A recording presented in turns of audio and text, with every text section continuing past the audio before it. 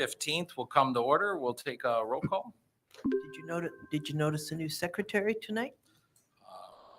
No, I didn't. It just you flowed right back into the position. Thank you. Mrs. Pastana is out of town. Mrs. Grisomkowski, Present. Mr. Wiseman, Present. Mrs. Forrest, Here. Mrs. Dodd, Here. Ms. Cotter is here, and Mr. Carlson. Here. Thank you. Please rise if you can for the Pledge of Allegiance. I pledge allegiance to the flag of the United States of America and to the republic for which it stands, one nation, under God, indivisible, with liberty and justice for all.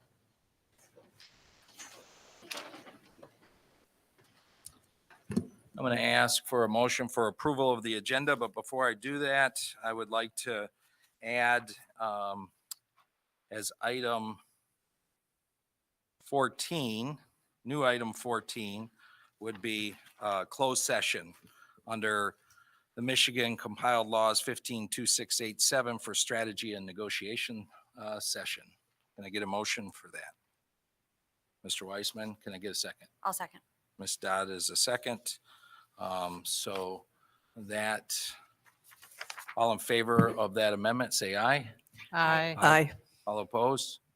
Ayes have it. That will be added to the agenda. And now we'll move to approve the agenda with that added item. All in favor of the agenda as presented, say aye. Aye. All opposed? Ayes have it. Agenda is adopted. We'll now move to communication and reports. I have no item from the board president and Dr. Salah, recognitions. No recognitions this meeting, Mr. President. All right, thank you. We'll move right to school presentations. Same. All right. And we're down to D, superintendent communication. Thank you, Mr. President. Good evening, everybody who's here in the audience and those of you who are perhaps watching at home. Glad you could join us this evening. A couple things here for you. I want to spend some time talking about summer school. But before I do that, I have two recognitions I wanted to share here. On behalf of the Michigan school business officials, I received that two of our employees, Hvcca Pipoli and Heather Kerrigan, both participated in the Heather participated in the Chief Financial Officer certification under MSBO's voluntary certification program, which included 150 hours of professional development. And she accomplished that goal. And so very proud of Heather. She's just a shining example of a quality employee, and she adds such tremendous value to our business operation. And also, Hvcca Pipoli received the MSBO voluntary certification program, earned her specialist in educational data certification, which involved 90 hours of professional development in order to maintain and renew her certification. I'm just really proud of Vicki as well. Just evidence of the commitment of our team, of our staff to continuous improvement, always growing. And even when our staff are not working directly in front of children, they recognize the importance of their craft and that their competencies, their expertise has an impact on how we operate as a school organization. So congratulations to both Heather and Vicki. Very proud of you for your accomplishments. I want to turn over to summer school. So if we could cue up the PowerPoint presentation. This will be a pretty quick overview, but I think what's really important to highlight as it relates to summer school, this is our second year operating a completely tuition-free Huron Valley Schools Summer Academy. Why is this important? It's important because any child that wanted to have access to continue their learning in the summer months were able to gain access to that. And not every single school district, in fact, I would say not even the majority of school districts have taken that extra step to set themselves apart in the same way that the Huron Valley Schools has done. And it's pretty extraordinary, and I really feel like it's something that needs to be celebrated, because when you look at the educational literature, what it says about learning loss is that it happens in the summer months more so than any other time. And so to offer that opportunity to continue learning really gives our kids in Huron Valley Schools an advantage over many others. 552 JK through 5 students were able to take advantage of that summer school program, totally free. 2 special education categorical programs were offered for our student population with special needs. We also offered an incredibly robust English learner program for our students. So general education, special education, and we had several kiddos who are newcomers, meaning they are not English speaking. We offered 2 programs for them, or I'm sorry, a program for them as well. We also, another cool kind of feature is not all academics. Students had an opportunity to participate in physical education, music, as well as art for all students. So they had specials.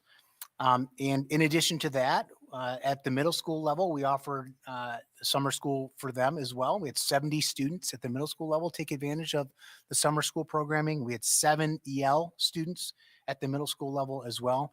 Program ran from beginning the week of July 11th through August 18th. So I just needed to take a moment here and walk you through that context. And I think what's really important here is that doesn't run without teachers volunteering their time, without a principal, Mr. Hvcca, volunteering his time, without paraeducators and support staff volunteering their time to be there for our kids. And in addition to that, our transportation department stepping up and driving all summer. So I'm just really proud of the staff, really proud of the team, and really proud of this district for offering an opportunity for our kids that they otherwise would not have had if they had been in a number of other locales. So nice job, everybody. Very proud of you. And I just want to share some of the fun pictures. I know we couldn't all be there every day, but they had a great time. And here's just a quick image of, welcome to summer school. We got a couple kiddos saying hello to us. And you got first day of summer school, staff all outside of the building. Everybody really excited to be there. There's that picture of that guy with the beard in the upper left too. That was fun. That was a great day. Mat time and class time. So you got kiddos on the mat, reading, engaging and learning, and then you got whole group instruction going on the right there. Recess time, lots of outdoor time for our kids. It's great for them to be outside and running and getting those endorphins going. Literacy in the DAB, I call this. You see they're engaging in literacy instruction, and the kiddo, I don't know if you can see him, he's in the gray, right? Can you guys see him? You guys know what the DAB is? Okay, well, he's so excited he's dabbing. And I think, guys, can you put that back up?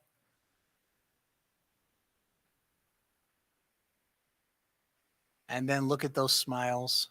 Lots of happy kiddos. More smiles. More smiles. And that's it. So that's my quick summer school update. And I will take questions in a moment here, but I have 2 other quick items. I wanted to touch on meeting that we had actually today, and I want to touch on the wonderful topic we've all been talking about in backpacks, my favorite topic. So today, the entire administrative team, all of our principals, our assistant principals, our COAT team had an opportunity to engage in some learning, and it was really quite awesome. We spent the first half of the day with David Hewlings learning about the archetypal research, which really helps individual leaders recognize their own leadership style, how to work successfully with one another, how to work successfully with staff. And so really recognizing and understanding the literature as it relates to that. And then we spent the afternoon talking about work that we've been focused on as a district for the last several years. This is professional learning communities, that work by Richard and Rebecca before, and as well as Robert Eaker. We've been committed to professional learning communities as a school district for probably about 4 years now. Professional learning communities, for the listening audience, every week our teachers come together. They're looking at some form of assessment based upon student learning from that previous week. They're getting together with their colleagues that teach the same content. They're identifying gaps that may exist in instruction. They're making tweaks and then they're tweaking their instruction for the following week to meet the needs of the learners that are in their classrooms. We spent some time discussing that today, and then we went in a little more detail regarding another initiative that we're adding, which is called collaborative inquiry. And this is the work of Jenny Donahue, and it really talks about looking at a more systemic approach to identifying a problem of practice that might exist at a whole building level or a whole grade level. So for example, we would look at math instruction where a gap might exist in second grade across all elementary buildings, and then put a theory of action in place to sort of test different ideas around how we can improve that gap that might exist in order to make changes across the system. And that really is the heart of the work that we do as professional educators. It was awesome to spend time on that today, really focused on teaching and learning. And I'm saying this because this is probably the most normal summer we've had since prior to 2020. You know, last year we were talking about, you know, mask mandates by the Oakland County Health Department and how to navigate continued COVID protocols. This year, I feel like we're getting back to the meat and potatoes of our core business, what we do as an educational organization. So I say all that because I want to talk a little bit about this backpack question that's come up. And I thank those who have emailed, who have shared their thinking, shared their ideas. But I think it's important for me to address some of the questions that have been raised from my seat this evening. We didn't discuss backpacks today in our administrative retreat at all, because it has zero impact on the actual performance of students as it relates to teaching and learning. It doesn't mean that's not an important topic to talk about, but our principals have been discussing a potential tweak to our backpack policy for the last 2-3 years. And I'll share with you some of the why behind that, because it is an operational question that our buildings are always looking at. How do we ensure that teaching and learning can take place on an ongoing basis? And how do we ensure that we're implementing best practices as it relates to health and safety of our students? So when students are in classrooms and they're on crutches and they're trying to move from one point to the other and they're tripping over backpacks, when students are in hallways and a student has, you know, almost the luggage type of backpack where it's on wheels and they're rolling it behind them and students are tripping and getting injured, and it's creating a disruption to the school environment. When a principal is having to discipline a student because they find vape pens in a student's backpack, when overall, as a school building, principals come together with their teams and look at how to improve the overall operation of their buildings, and they identify things that are distractors for them, and they arrive at a conclusion that for the safety and health of the entire building, they want to try something different. It could lead to an operational decision at a building. And I just want to say, for our listening audience, I 110% support our principals. They need the ability to work with their staff every single day to make decisions on behalf of their students. What's right for them, what's right for teaching, what's right for learning, because they're living it every single day. And not everyone's going to agree with every single decision, but I think what's important to know about our buildings is they care about kids. And if something is not working for a child, we're going to work through whatever that issue might be. And if a backpack policy or any policy is not having the intended impact and benefiting students, then we would, of course, revisit that. Absolutely unequivocally. Sometimes you have to try things in order to know whether or not they are in the best interest overall. And so I felt like it was important just to address that question because it continues to float out there on social media. And what I really want our principals to focus on, and what I really want our teachers to focus on, is Jenny Donahue and Richard Robert Eaker and Richard and Rebecca Dufour's work, and I want them to focus upon Lucy Calkins, and I want them to focus on workshop model, and I want them to focus on reading and writing, and I want them to focus on math, and I want them to think about what can we do as a school organization to continually help our students to be successful from a teaching and learning perspective. I want them to focus on summer school. I want them to focus on moving our kids forward. So with that, Mr. President, I will take any questions that the board might have about anything I shared Okay. this evening. Thank you. Any comments or questions for Dr. Salon? Ms. Connor?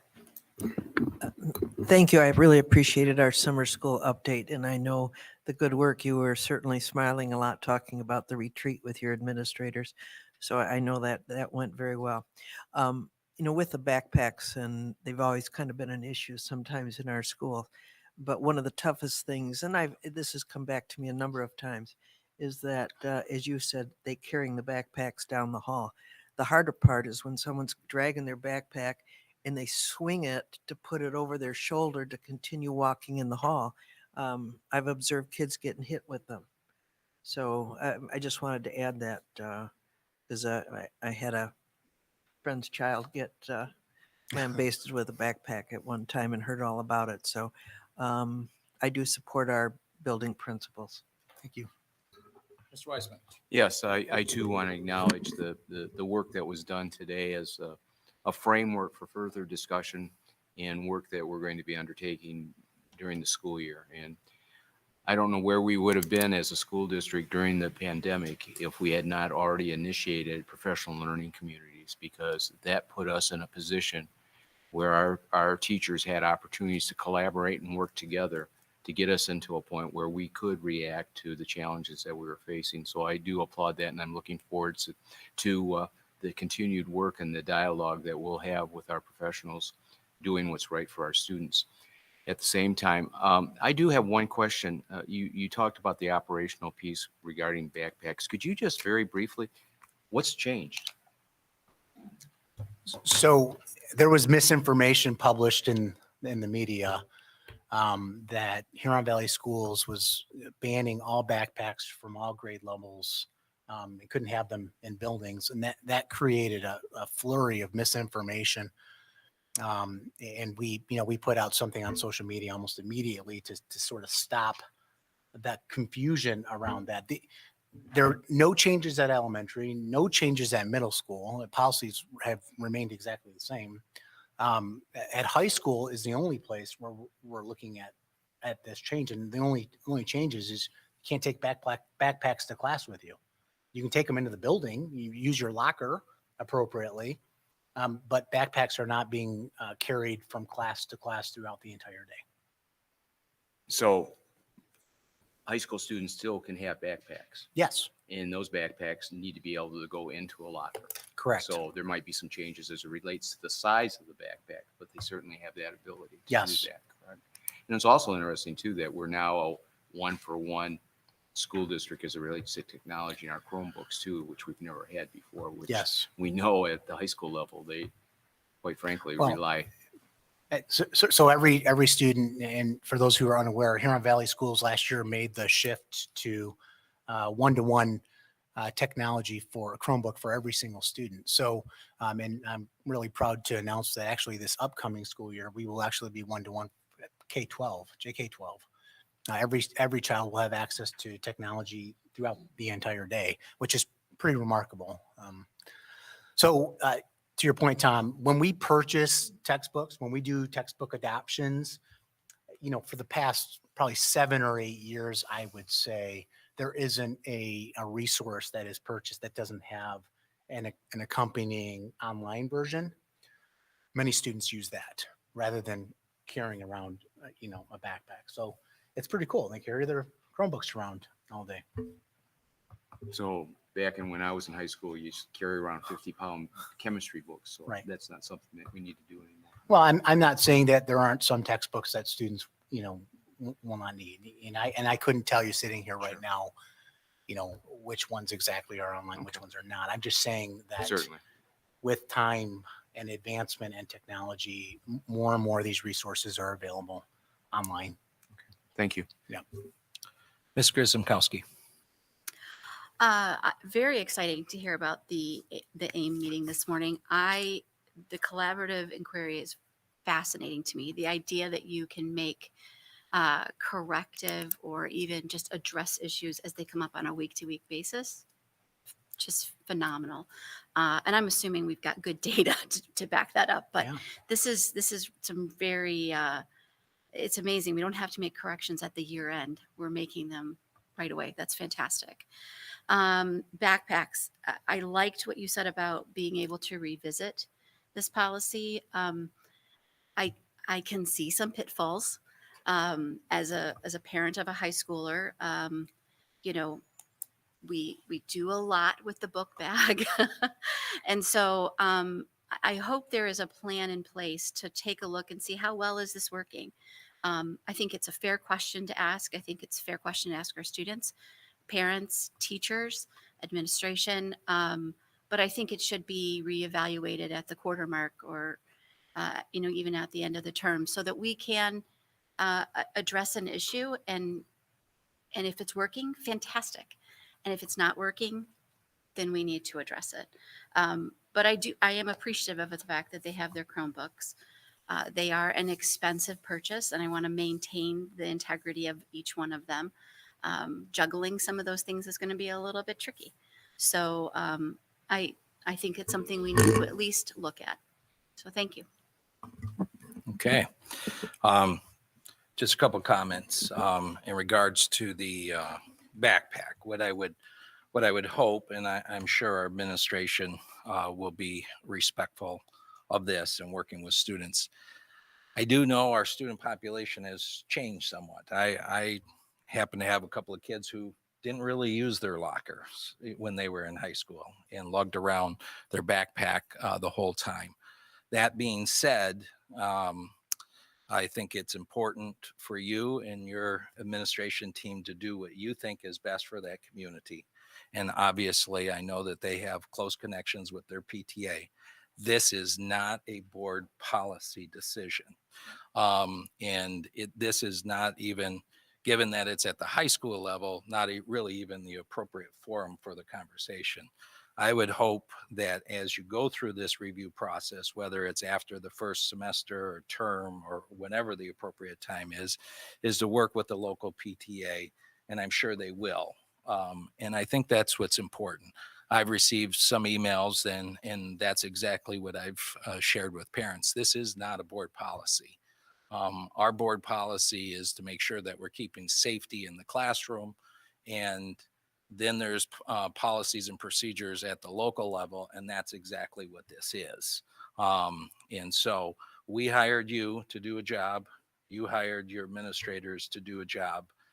You need to operationally carry that out and be respectful of the community, which I know you will be, and I know the administrators will too, and take the appropriate course of action. But I think that's important. I know that the board members know that that's what I've communicated as backpack issues have come into my email box. It's important. We hire a CEO to run this organization. It's a big organization. Those decisions operationally that are happening out in the respective buildings need to continue to be there. So that was my 2 cents that I wanted to put in on that conversation. So, all right, we'll move right along. Student leadership, I don't think we have that. Students are enjoying their summer vacation.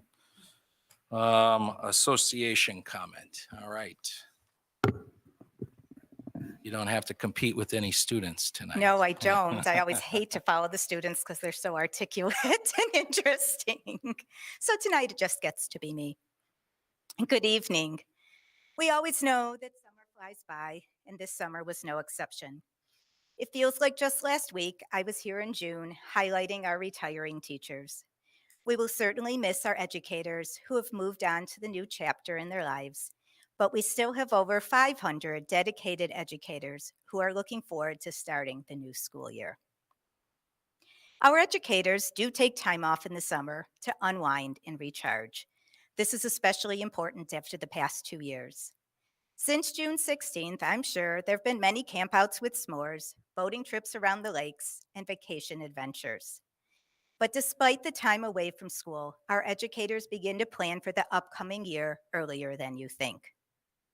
In addition to sitting poolside and hiking in the woods, many of our educators have been investing in best practices, reading books on educationally relevant topics, and have been engaged in summer professional learning. Although the students may not be with their teachers in the summer, we know our students are never far from our thoughts. So tonight I'd like to highlight a few of our teachers who dove deep into professional learning this summer to support our English language learners. The number of students in Huron Valley who speak English as a second language has grown from 198 students 1 year ago to 238 students as of last week. It varies how much English these students speak when they're enrolled in Huron Valley, and some of them, as Dr. Salah mentioned a few minutes ago, are newcomers, have no English language at all. Meeting the needs of the ELL students is a top priority for Jill McDonald.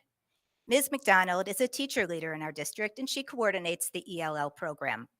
She works each day to ensure that our students receive the support they need, and she leads the district professional development with our educators to help them learn the strategies to include in their lessons to teach the ELL students in their classes. Ms. McDonald has been instrumental in growing our ELL program and encouraging all our educators to expand their knowledge and best practices when working with our ELL students. This summer, Ms. McDonald and 2 of our educators were enrolled in a multi-day workshop through Oakland Schools. Ms. McDonald shared with me that this professional learning provided these teachers with best practices and strengthened their skills. Alyssa Hathaway, who graduated last summer with a master's degree in ESL and is one of our current EL teachers, was willing to give up some summer sunshine to attend these workshop days because of her desire to continuously learn about ELL best practices. She says, and I quote, "I wish to better understand the needs of each individual student so that I can use this knowledge to help them succeed." This summer, we also had 6 teachers who started their graduate level coursework towards a certification in ESL. Katie Markey, a teacher at Highland, feels that summer should be full of rest and recharging. She remarks, quote, "I decided it would be beneficial for me to learn about ESL as my recharging part. The EL student population is continuing to grow, and more students will need teachers that are trained in that particular area to help them succeed. Huron Valley has given me that opportunity to do so." It's important to note that the strategies in these courses will certainly be a benefit to all ELL students, but also to the other students in the class. Deb Ryan, a language arts teacher at Muir, shared that the first class in the course sequence was about cultural awareness and how many U.S. schools don't meet the needs of English language learners due to a lack of understanding. She said, quote, "I want to bring additive practices to my classroom that will benefit not only our EL students, but all the learners in my care." Supporting and connecting with our EL students and families is incredibly important to our staff. Nikki Kamazars is new to the role of EL teacher as she's leaving her lit coach position at Oxbow to take on this new role. She knows that she has been fortunate to work with EL families in the past, and she's looking to increase her skill set to support students, families, and our general education teachers. The classes that she's been taking, she knows will benefit all involved in targeted processes to enhance students' thinking and growing. Supporting our English language learners is definitely a year-round commitment. Some of our other educators were working directly with our non and low English speakers and our newcomers this summer in order to prepare them for classes in the fall. When school begins in a few short weeks, there now will be many more educators who have a better understanding of the needs of these students and the knowledge and skills to support them. So thank you to our educators across the district who took time over the past 3 summer months to dive not only into swimming pools, but into professional learning in many various subjects. Your students and colleagues will benefit from your new learning, And it reminds me once again of your dedication to your students and your commitment to being an educator in Huron Valley. Thank you. Thank you. All right.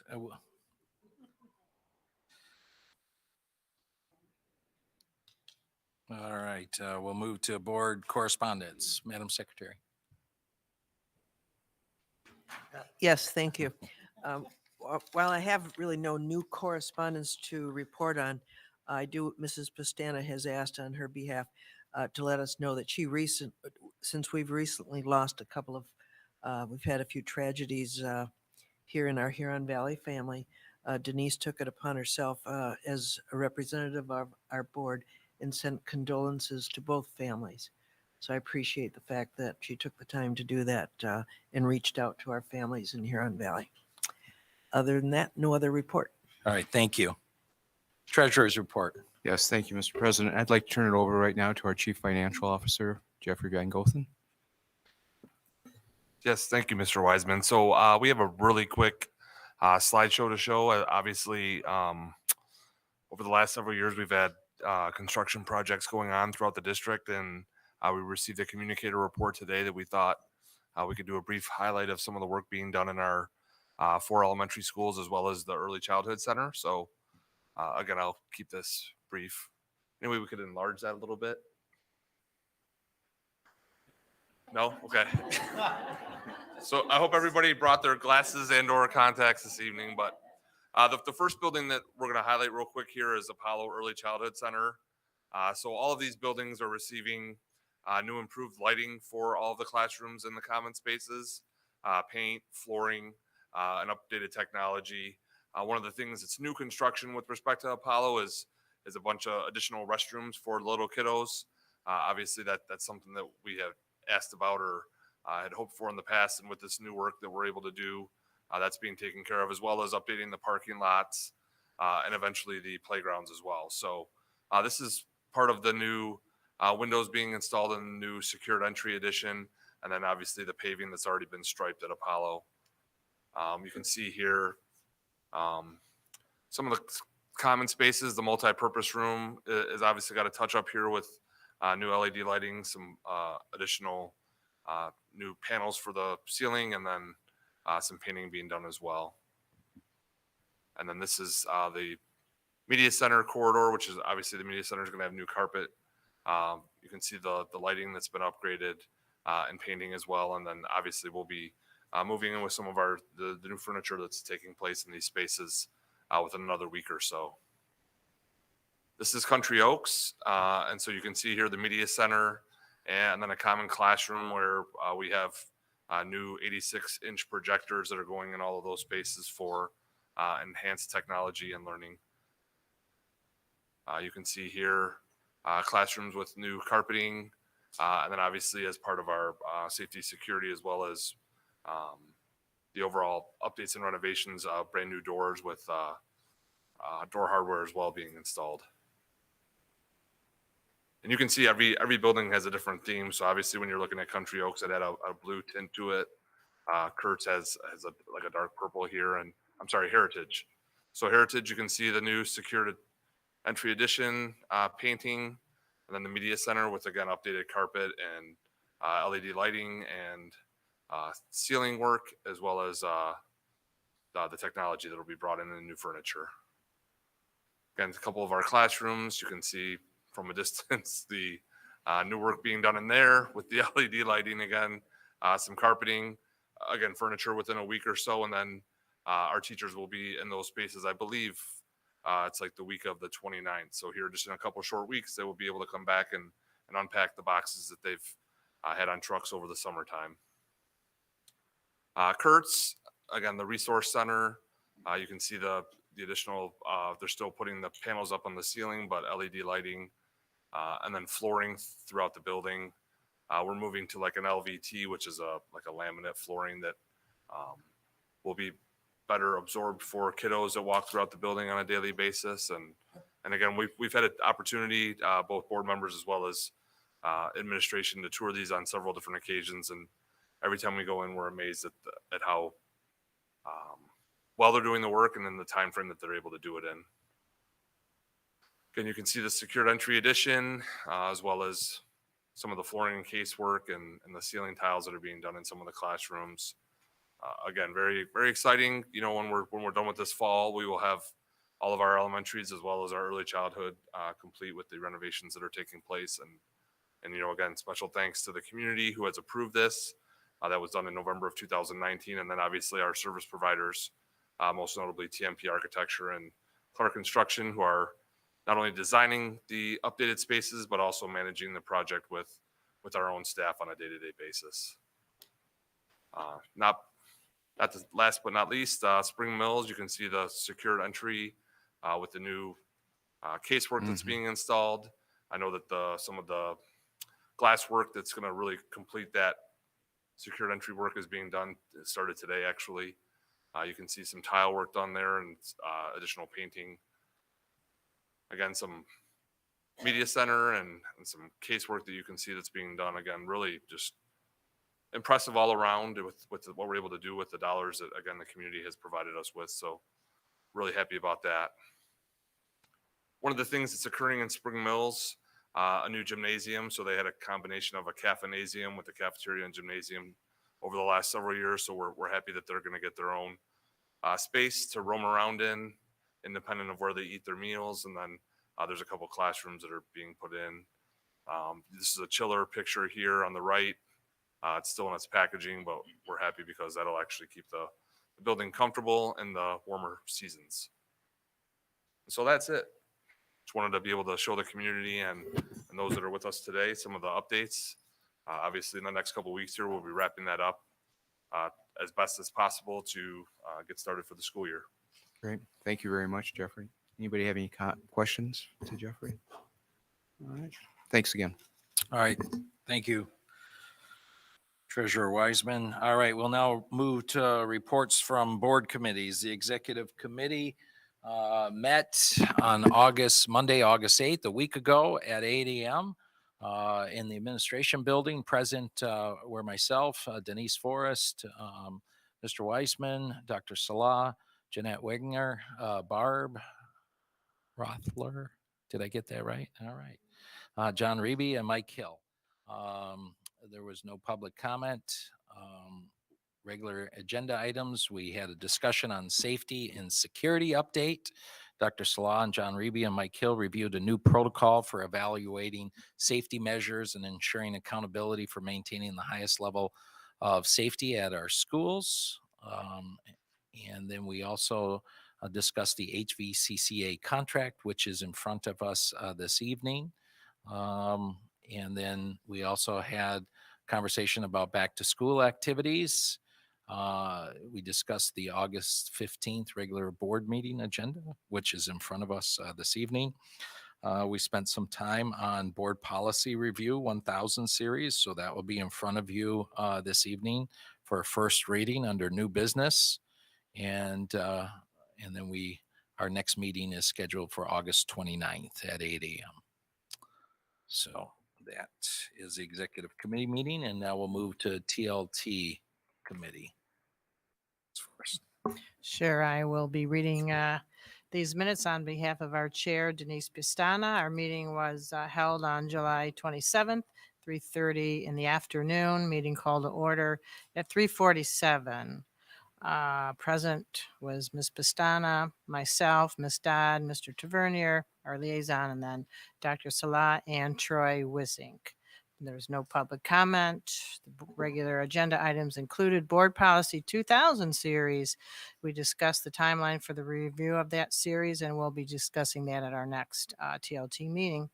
Technology security update. We received an update from Mr. Wisink, and he shared an update on progress with several technology projects as part of the 2020 bond work.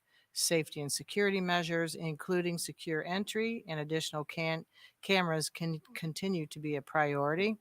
We talked about staff and student recognitions, and this committee discussed opportunities to recognize staff and students throughout the school year.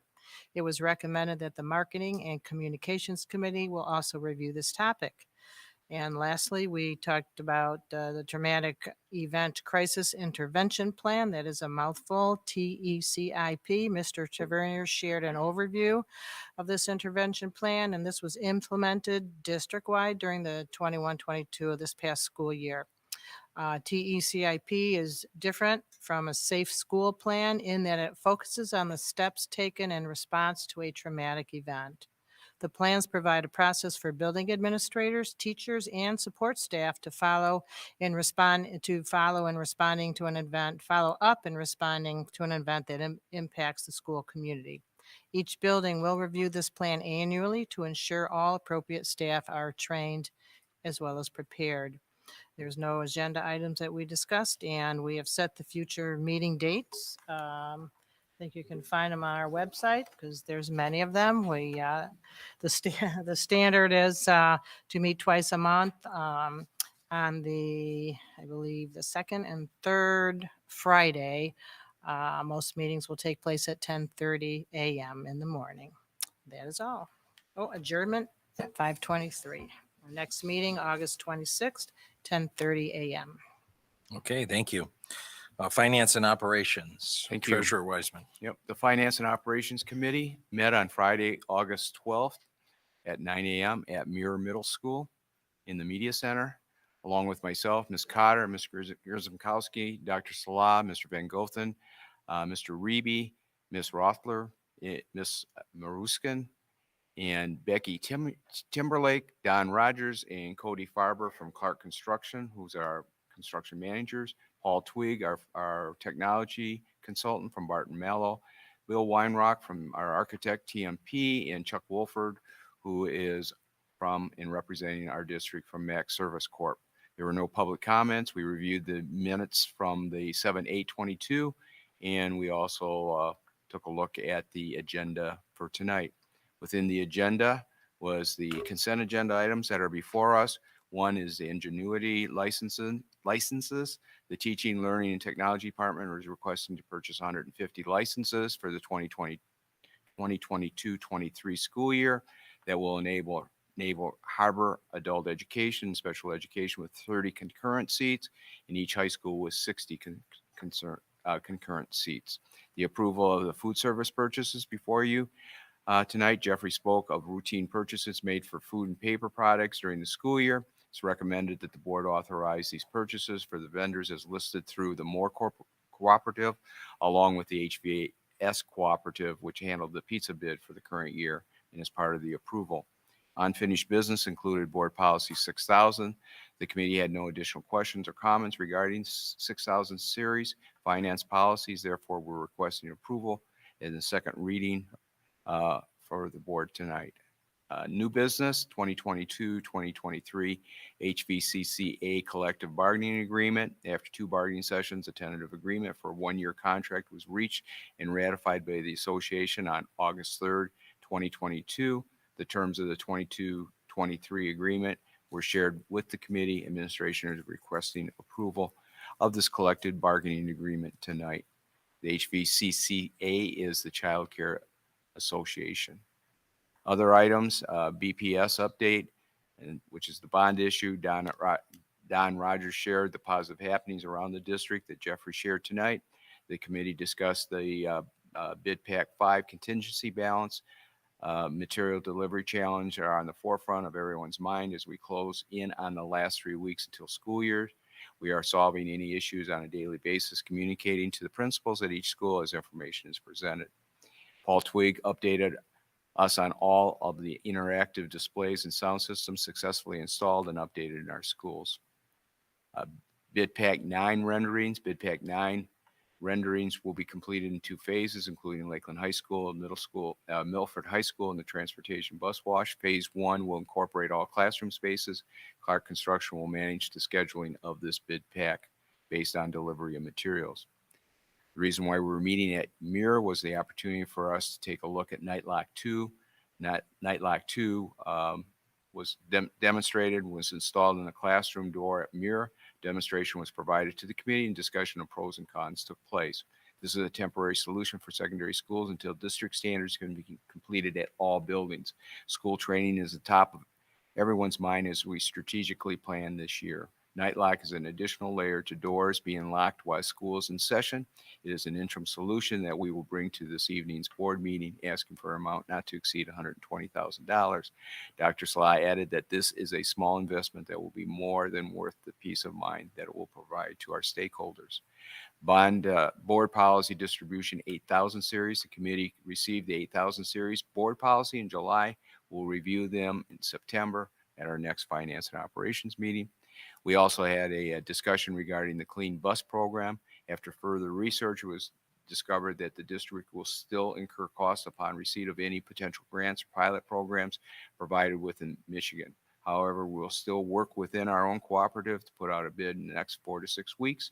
We want this to be a top priority, leading us to be the first in line to roll out this initiative. The clean bus program is the electrical bus program, and taking a look at doing some conversion there and opportunities to provide some further clean air opportunities. Athletic scoreboards and digital displays were also discussed and is before us tonight. Our focus will be on the gymnasium and pool areas within the district. Future discussion items, Dr. Slaw would like to do a board presentation on bond work, more involved that has been completed, along with bid pack 9 renderings to the public in an upcoming board meeting. This will be coupled with projects to date and financial information. The meeting was adjourned at 11:34, and our next meeting will be on September 7th, 2022. Thank you, Mr. Wiseman. We will now move to communications, marketing, and legislative. Ms. Yep. Todd. Our meeting happened on August 3rd. We called the meeting to order at 3:38. Members present were myself, Denise Pastana, Lindsay Cotter, Barb Rothler. Did I do it? Yeah. Barb R. and Dr. Sala. We had no public comment. On our regular agenda, we talked about school security and emergency communications and just began that conversation to make sure that Barb is comfortable and that we have really clear communication plans prepared. So we'll be doing more to discuss that in upcoming meetings. We began our board policy review of the 9,000 series. We have fresh documents to look at, and we will be reviewing those at our next meeting. Communications support position update. Barb updated the committee on the status of the communications support open position. The position has been posted and interviews were underway. We also discussed opening day plans. We heard about the opening day plans and tentative rundown of events. Committee added some elements, and that will happen here very soon. We don't have any consent agenda items this evening. We did discuss future meetings. They're going to be held roughly on the first Tuesday of each month, with the exception of 1 month, and I don't remember which one. I think it was during spring break. Otherwise, we will be the first Tuesday of every month in the afternoon. Again, I believe that's at 3:30. Those will be posted online, so there is time to attend. We also discussed that entities have reached out regarding the use of the school building for school board candidate debates, which we are in support of, and those I'm sure will be coming out to the community soon. We had a discussion about branding regarding the use of uniform branding throughout HVS, and each school should have their own branding guide. We do have a branding guide for HVS, but we discussed the possibility of creating now supplemental branding guides for each of the school buildings. Finally, we discussed removing legislative from the Communications and Marketing Committee name. So from here forward, we are the Communication and Marketing Committee, and we will let legislative matters be taken up in a different committee. We adjourned at 4:50 p.m. You're welcome. Okay. Yeah. I guess the committees are telling us what we need to. All right. I thought I appointed a committee to handle legislative, but they said we don't want it. So are there any other committees that don't want something? Mr. Weisman, do you want operations or?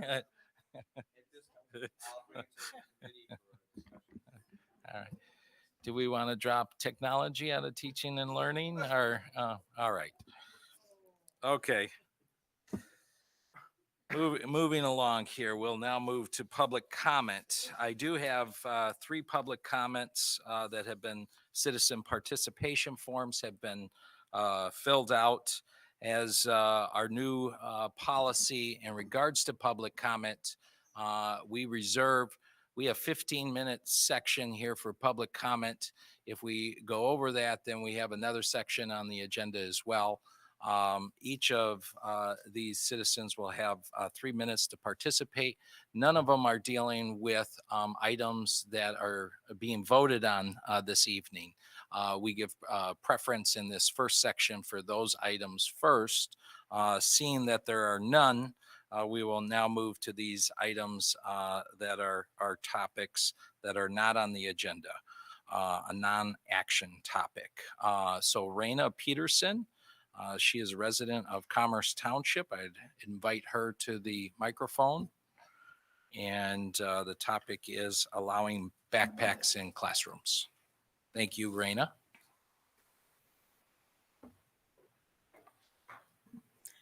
Hello, my name is Raina Peterson. I'm going into my sophomore year at Lakeland. Earlier this month, I was made aware that backpacks will no longer be allowed in classrooms at school. Instead, we must use our lockers to store all of our things. Here's why I think this is unfair. The lockers at Lakeland are scattered all across the building. What if someone gets a locker downstairs, but all of their classes are upstairs? Trust me, Lakeland is a maze, and Milford isn't any better. If someone has to go to the bathroom or talk to a teacher between classes, they won't be able to do that, go to their locker, and rush to class in 6 minutes. No matter how you spin it, we simply will not have enough time to go to our lockers in between every single class and make it before the bell. I know there are multiple reasons for this new rule.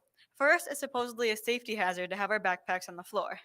Well, would it be any safer if we had to take all of our stuff to class outside of a backpack? The desks don't have room for a binder, notebook, pencil bag, water bottle, and more, while we're also trying to take notes or use our Chromebooks.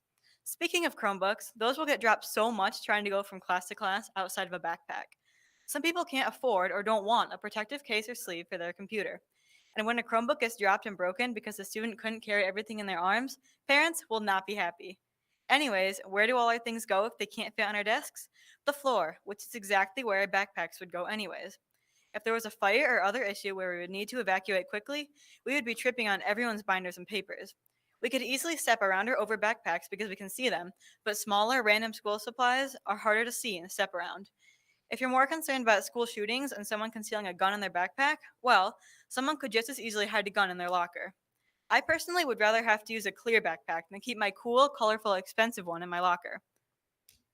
Second, this rule was created because carrying a heavy backpack around all day can cause damage to our shoulders and backs. This is definitely true. However, there are many easy solutions to this concern.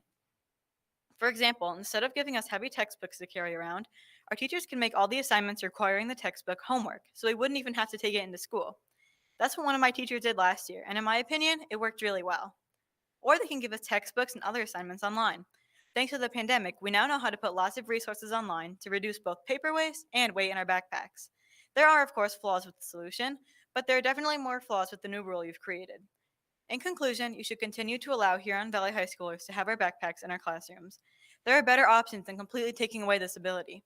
No student I've talked to or heard talking is happy with the new rule. You're placing so much unneeded stress on us. Freshmen and even sophomores are still figuring out the layout of their new school, and they'll be even more confused now that they have to go to their locker between every single class. Upperclassmen don't want to deviate from what they've been doing for their whole high school careers. We were all fine with backpacks in classrooms before, so I don't see why anything should change now. Thank you for your time. Thank you, Raina. Mr. Dimick.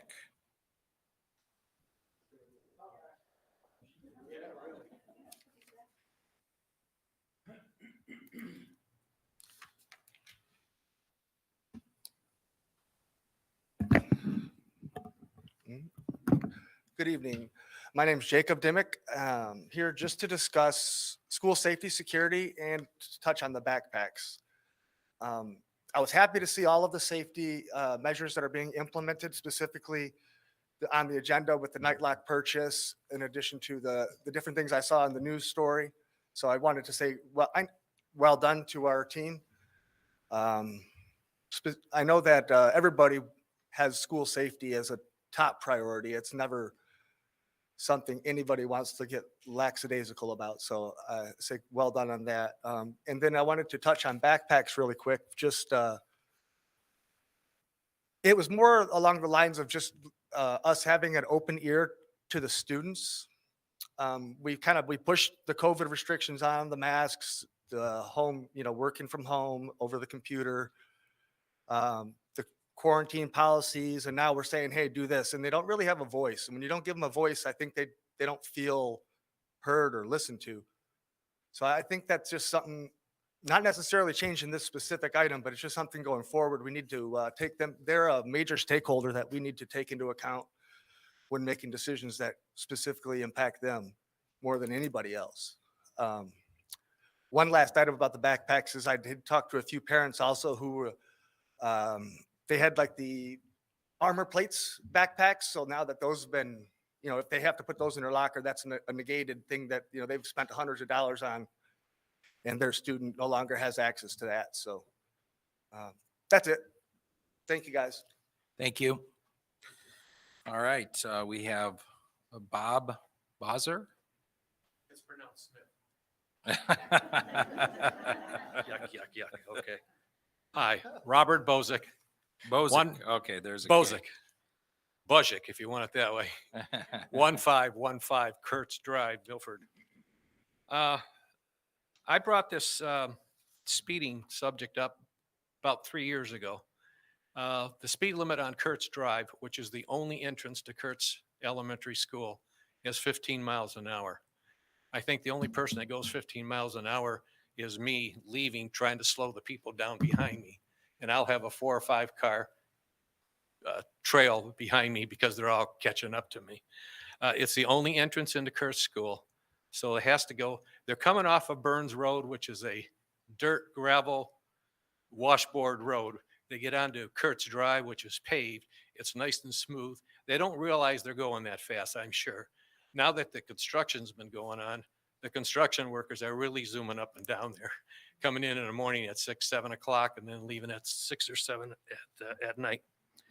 I tried to get the school board to put in a speed bump, but they said with the plowing in that it might interfere with that, even though I see speed bumps in subdivisions that do get plowed. There is another solution, and I'm not trying to get people tickets or anything, just make them aware of how fast they are going. They have these speed sensors that are radar controlled. And if you are going over, you can set the speed limit there. If you're going over it, it flashes red and it says that slow down. If you're going to speed limit, it's nice because it says thank you for obeying the law. I have several of these I could pass out. I talked to 3 years ago, I talked to the police chief at the time, Tom Lindbergh, and he did put a patrol car down there just to warn the people. And then he only did it for 1 day, and I asked him why he did that. And he said because of the principal at the time, Steve Chesick, said that it was stopping the teachers from coming in and going the speed limit. Are they above our law for the parents or the students? Anyways, if we could get something like this installed, they do have school ones that are made for schools, and it flashes a red light if you're going over. This is making the parents or anybody coming down there aware of the speed that they're going. And there's a company called Radar Sign that has refurbished speed limit signs. That might save us some money. We're spending an awful lot of money refurbishing our schools. Let's refurbish our roadways coming in to protect our children. Thank you. Thank you, Bob. All right, are there any other participation forms? Seeing none, that wraps up our public comment this evening. Just for the record and for our minutes, we received 2 citizen participation forms. Before I recap what we heard here this evening, I think it's important. What we're guided by here is under policy 1311 of our board policies. The board welcomes constructive criticism of school district operations. The superintendent will develop and implement regulations which provide for the investigation and anticipated resolution of complaints at their closest point of origin. A complaint concerning the superintendent's schools, may be filed directly with the Board of Education president and/or Board of Education secretary. That is our policy as it relates to complaints. So we heard 3 complaints here this evening. One complaint was allowing backpacks. The closest point of origin is, as Dr. Salah said earlier, is at the high school level. And you'll continue to work with the principals. And Raina, you raised some very well articulated counterpoints. Excellent job this evening. And thanks for being a student advocate this evening and coming out and sharing your thoughts. Mr. Dimick talked about school safety as well as backpacks, also about giving students a voice. And just so the community knows, we had our student leaders right here in this room, all of our student leaders from Harbor High, Milford High School, and Lakeland High School. And we had a great opportunity to sit down and have breakfast and interface with them in regards to their school experience. These were all seniors that were graduating as well. And we do interface with our students and get their feedback. Student leadership is very important, and we're encouraging that more and more at the high school level. And the last one is from Bob B. And I will encourage, unless he sends it back to another committee, but I'll encourage our treasurer and finance operations to look at the cost of posting one of those speed signifiers in the community, and to see safety of our students and our staff and our community members going in there. It's a very unique situation with Kurtz Elementary. So I'd like us to take a look at that and also consider any costs from a bond perspective. I think it would be appropriate. Will do. So thank you for those public comments, and that concludes our public comments for the evening. Mr. President, Yes. could Mr. Smith give those to Mr. Van Gothen, or do you already have them? All right, thank you. All right, thank you. We'll now move to consent agenda. Can I get a motion to approve Exhibit A1 through A5 as presented on the agenda? I'll move that we approve A1 through A5 on the agenda. I'll second. All right, a motion made by Ms. Dodd, supported by Vice President Forrest. We will move to a roll call vote.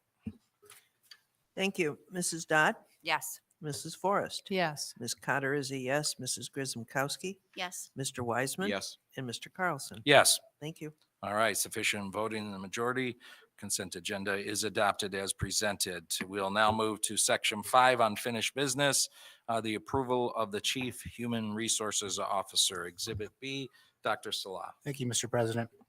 I really hope the board approves this because Ms. Wenger has an item under new business this evening.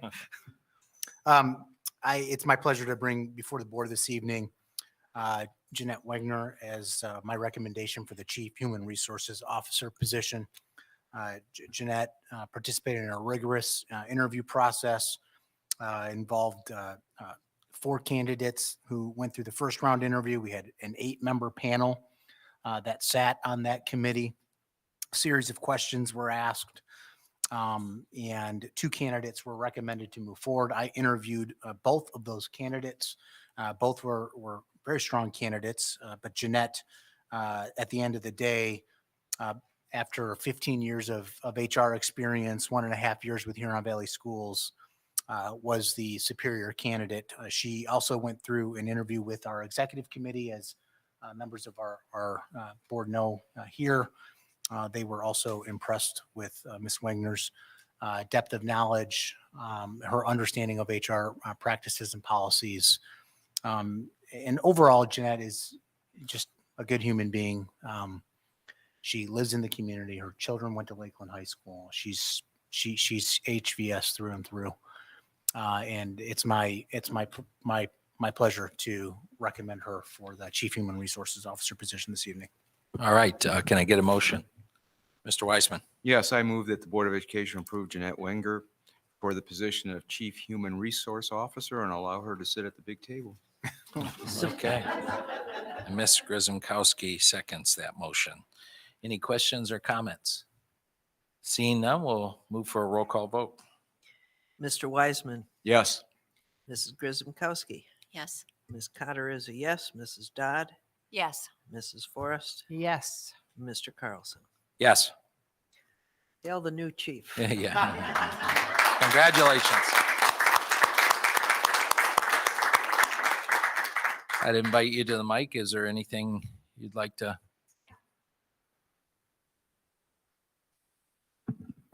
Well, thank you, Dr. Salah, for the kind words and members of the board. I am both humbled and honored to take on the lead role for HR. My time here working at Huron Valley has been so rewarding. The teams, the dedication, the talent throughout this entire district is so impressive. I have a incredibly hardworking HR team, and look forward to continuing to do the great things that we've done and progress we've made as a department. I look forward to continuing to serve the district, working in collaboration with Dr. Salah, my colleagues, and the Board of Education. So thank you so much. This is truly an honor for me. So thank you. And you are welcome to take a seat. Do they have a nameplate yet for you, or was that a little too presumptuous? All right. So we'll now move to section 5B. Before we do that, this is just a reminder. This board has been working hard on the board policies in adopting the board policies to date. We've adopted the 000 the bylaws of the board, which has been completed. We've also completed the 5,000 series, which is our educational requirements and guidance. We will have a second reading this evening with the policy 6,000 series. We will also have a first reading of the 1,000 series this evening. Is that correct? Yep, oh, there it is. And then we also are looking for the 2,000 and 4,000 series to come back in front of the board in the October timeframe, and the 7,000 series in the November timeframe. And then that will work up, that will complete our objective as a board of overhauling HVS board policies and getting aligned with Neola criteria and outline. So want to thank each and every one of the committees for the work that you've been doing. With that, we'll now move for, I'll look for a motion for the approval of the board policy 6,000 series. I'll ask for a second, and then we'll open it up for questions or dialogue. Is there a motion? Also move to approve the board policy 6,000 series. All right. Motion's been made by Vice President Forrest I'll and second. supported by Ms. Grzymkowski. All right. Questions or comments? Ms. Dodd. So I feel pretty comfortable with all of this. I mean, a lot of it is just good financial policy that every organization should have, tried true, making sure we're being good stewards of the money that we're responsible for maintaining. I think it's wonderful. The only policies that I looked at and just wanted to make a comment, I don't know that there needs to be change, are 6151 and 6152. Both talk about fines and fees. And while I think it's important that we have that the students and those who are entrusted with materials from the school district are good stewards of that, and that there are consequences if they're not, I do fear a little bit the repercussions for a student whose parents are not able to pay a fine, or who's the student who does not have the wherewithal to pay a fine. I do appreciate that it does say under fines, unpaid fines could result in students being prohibited for participating in graduation ceremonies until paid. No such student shall be prevented from receiving his/her records, including diploma if earned, and final transcripts. So they can receive their paperwork, but all of that, it gives me pause. I appreciate though that it does say could and not shall. So I'm hoping that the spirit of this policy is that every reasonable accommodation will be made. Obviously, McKinney-Vento, did I say that right? Not Vento. Yeah, McKinney-Vento is in here, and homeless students are not, they're in a different category. But I think there are other students who these fines could be prohibitive for them. And we want them to take care of the things. We want them to manage them. We want them to care for them. But I also would hate to see a fine prohibit a student from participating in really vital activities and things that might keep them connected to school. Mhm. I know it's been my experience. I think that if students do have a fine, it rolls over eventually until they graduate. I think that there have been accommodations that I'm aware of in my 14 years on occasion where there may have been students that may have not had the means to take care of some of those fines. For the most part, I think everybody settles up their score at that point in time. But I think that there are some funds that we've established in the district as well that we've been able to utilize not only in this situation, but also whether kids are interested in participating in the arts are also sports as well. So hopefully we'll continue to have scholarships for those purposes. Dr. Yeah, Salah. I would just say, Ms. Dodd, philosophically, and I know you know this about the organization, but it's not our intention to harm students that really maybe made a mistake, lost a textbook, lost a resource, and they just don't have the means. We're always going to work with our students to find solutions, regardless of the circumstances. In this instance, or in any other number of, there's not a one size fits all. There never really is, and so we adopt policies as a general rule, and then we work within those policies to meet the needs of our kids. Any other questions or comments for the 6,000 series? Seeing none, we'll move for a roll call vote. Mrs. Forrest, Yes. Mrs. Grissom-Kowski, Yes. Ms. Cotter is a yes, Mr. Wiseman, Yes. Mrs. Dodd, Yes. and Mr. Carlson. Yes. Thank you. All right, sufficient voting in the affirmative. Motion passes. We have adopted a new board policy 6,000 series. We will now move to new business. Section 6A, board policy 1,000 series.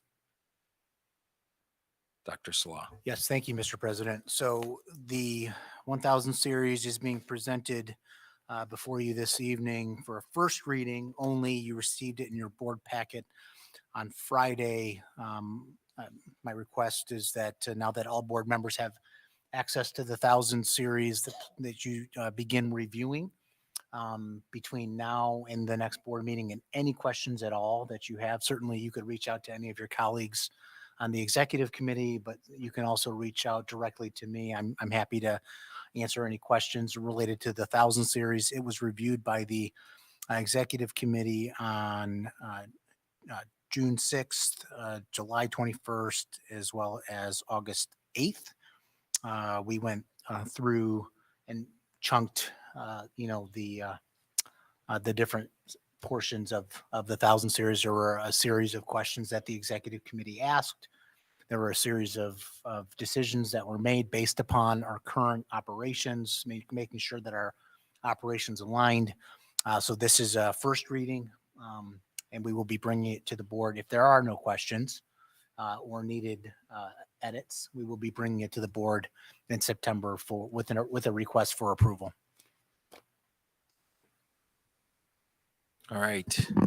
Any questions on the 1000 series? Seeing none, we'll now move for a motion on approval of the HVCCA contract. And I would ask Ms. Weiner to present this one. We'll wait until we get a motion, I'm and sorry. then we'll go ahead My and do the apologies. presentation. I'll move that the Board of Education approves the HVCCA contract as presented. And I'll support that motion. All right. Motion made by Ms. Dodd, supported by Ms. Cotter. We'll go ahead with the presentation. Thank you, Mr. Carlson. So a recap of what took place. Administration met with the HVCCA on their new contract for 22-23. We had 2 negotiation meetings that took place on June 23rd and July 6th. A tentative agreement was reached on July 28th and then ratified by the association on August 3rd. The summary is the term is a 1-year contract for 22-23. We added to the wage scale 75 cents across the board for preschool teachers, 50 cents added to the scale for school-age supervisors and staff. In addition to that, we put bonus and referral incentives in the form of an LOA. So for new hires, they would receive a $600 bonus after 6 months of continuous employment.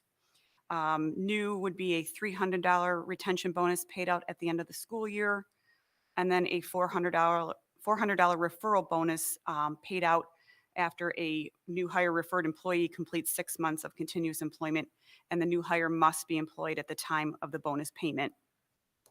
In addition, there was 1 additional sick day added for each HVCCA member, going from a total of 2 now to 3. And this was also presented at the executive committee meeting on August 8th for review. Okay, thank you. Any questions? Seeing none, we'll go ahead and move for a roll call vote. Thank you. Mrs. Dodd, Yes. Ms. Cotter is a yes. Mrs. Grisomkowski, Yes. Mr. Wiseman. Yes. Mrs. Forrest, Yes. and Mr. Carlson. Yes. Thank you. All right, motion passes. The contract is adopted as presented. We'll now move to night lock security purchase. May I get a motion? Mr. Wiseman. Yes, I move that the Board of Education approves the night lock security purchase as presented. Is there support? Ms. Grisomkowski. All right, we'll go ahead and have a presentation. Dr. Slaw. I think Mr. Van Goten will serve as the advocate for this one.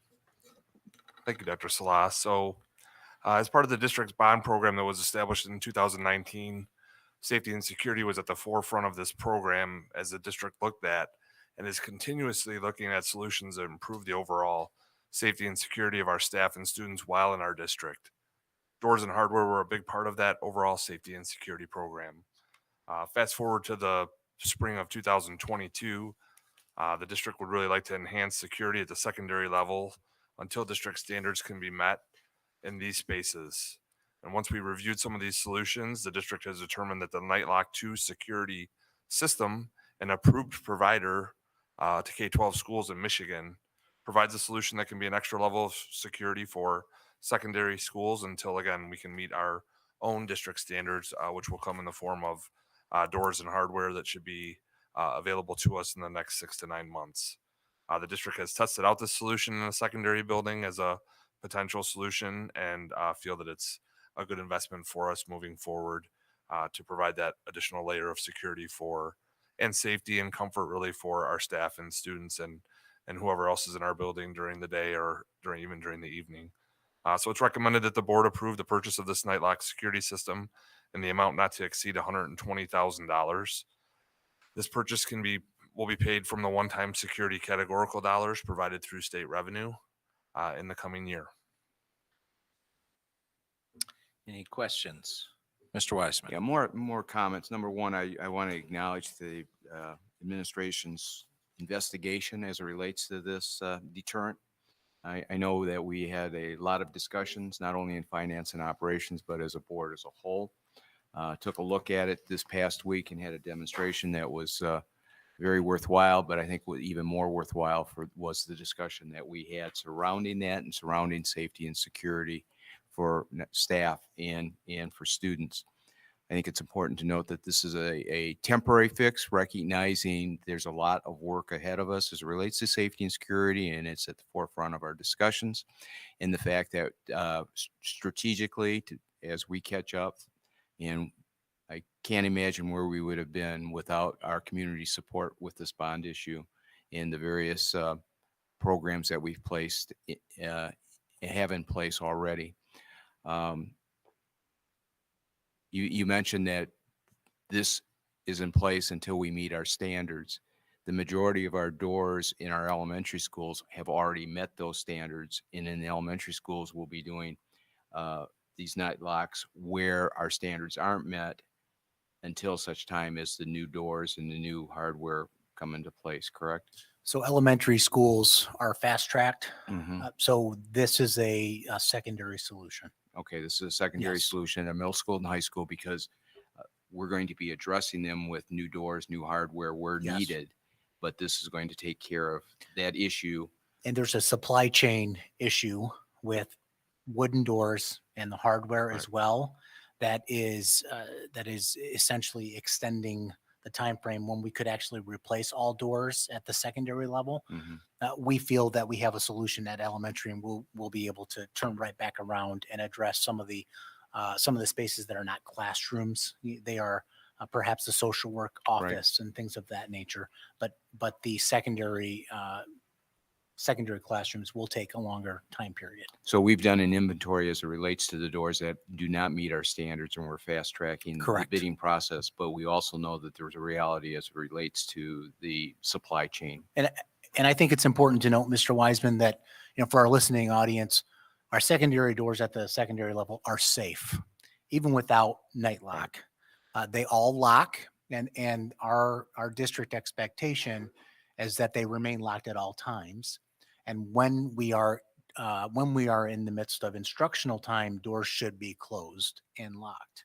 They should be open during passing time when staff members will walk out into the hallways and monitor students as they flow back and forth. This is an additional layer of support and protection because we don't have the thumb locks, which Right. is the best practice industry standard. So these night it locks will raises not up. be in place. They will only be in place if there was an emergency. Correct. Okay. Okay. But we still expect all staff to keep their doors locked and closed during With the instructional present time. hardware and the present abilities Correct. that they Yes. presently have. And if a lock does not work, that's fast tracked and immediately addressed Oh, by our yes, maintenance and absolutely. operations staff. Absolutely. The other concern that we had within finance and operations was fire marshal. Can you talk about a little bit about the fire marshal issue with this? Yeah, so just recently, actually, night lock systems were somewhat controversial from a fire code perspective. And that was one of the things, Mr. Wiseman, as you know, but for our listening audience, that was an ongoing discussion back and forth because while we were solving perhaps one issue, we were creating another by being in violation of the fire code. Recently, the legislature passed some changes, which now allows the night lock system specifically to be an approved tool that is allowable from a fire safety perspective. That was another piece we had to investigate. Thank you. Any other questions or comments? Seeing none, we'll move for a roll call vote. Mr. Wiseman? Yes. Oh, wait, Yep, that's correct. That's Mr. correct. Wiseman. got it. Mr. Wiseman, Mrs. Yes. Dodd? No, Ms. Grisomkowski. Oh, shoot, I'm sorry, I turned the paper over. Okay, Mr. Wiseman, Yes. Mrs. Grisomkowski, Yes. Ms. Cotter is a yes. Mrs. Dodd, Yes. Mrs. Forrest, Yes. Mr. Carlson. Yes. Thanks for keeping me honest. All right. Motion passes. We'll move forward with the night lock security purchase, and that concludes our new business for the evening. We've taken care of all our public comments. Good and welfare. Any comments for good and welfare? We'll do good and welfare before we make a motion to move to closed session. I'm good. Anything? All right. I'll look for a motion to move to closed session for the purposes of negotiation and strategy. I make the motion to move to closed session for negotiation discussions. All right. I'll support that. All right. Motion made by Ms. Forrest, supported by Ms. Cotter. We'll go ahead and take a roll call vote. Thank you. Mrs. Forrest? Yes. Ms. Cotter is a yes. Mrs. Grisomkowski? Yes. Mr. Wiseman? Yes. Mrs. Dodd? Yep. And Mr. Carlson? Yes. Thank All you. right, we will move to closed session, 5-minute recess, and then we'll pick it back up